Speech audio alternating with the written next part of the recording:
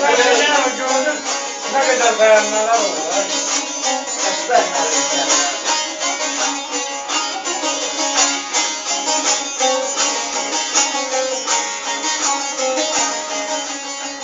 Der belə gedirəm sevgilim gələrəm yenə dolmasın gözlərin halallaşanda.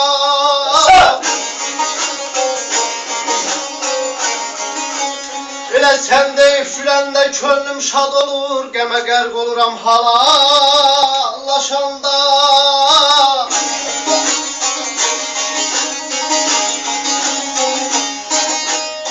A belə sən deyib güləndə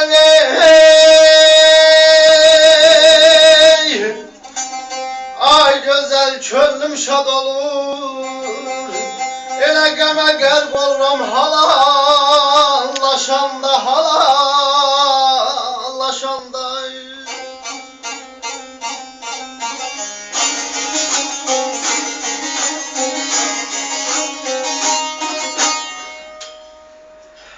Müəllim əmim divanı oxudu, ondan sonra mən də bir təcini soxmalıydım.